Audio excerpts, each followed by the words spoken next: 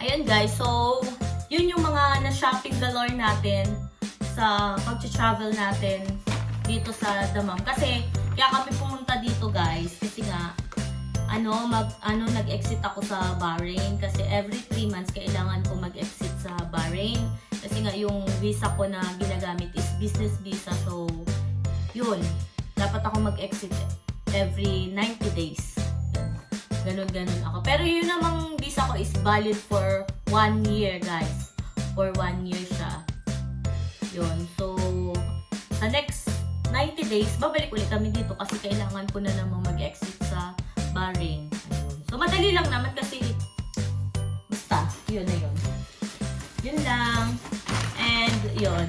Ngayon, deserve naman kasi madalang naman kami mamili ng mga ngayon lang naman kami namili ng ganito nung nag-exit na kasi dati naman nung una-una kami nag-exit dito or nagte-travel dito sa Damam, hindi kami bumibili masyado, hindi kami bumibili ng mga damit, ng mga ganyan, hindi masyado. Ngayon lang talaga kasi magki-Christmas na rin naman, so yun, magtitipid na lang ulit para next 90 days, ayun, makapamili ulit. Ayun, deserve. Siyempre, nagtitipid tayo para may pambili tayo, pang luho kahit paminsan-minsan sa sarili, diba? And that's it, guys. Thank you so much for watching me.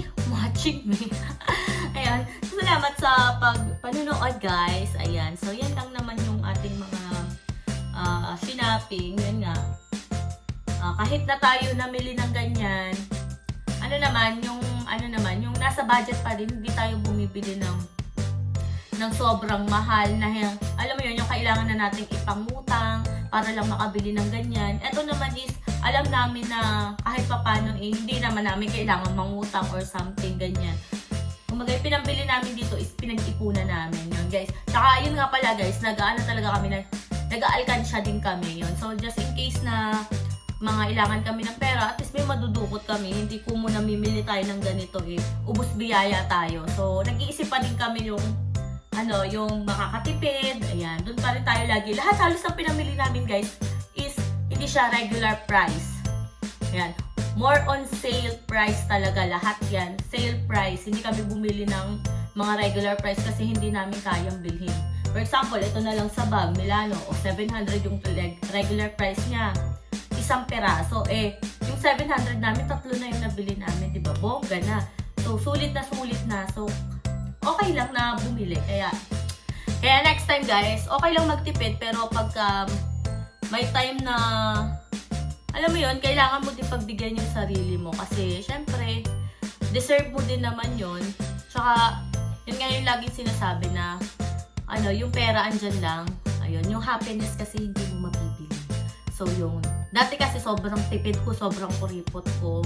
Kung dati pa, hindi ako basta-basta bibilin. Pero kuripot pa din ako ngayon. Pero hindi na tulad ng dati na sobrang kuripot. Pero ngayon, yun, kahit pa paano medyo na ako.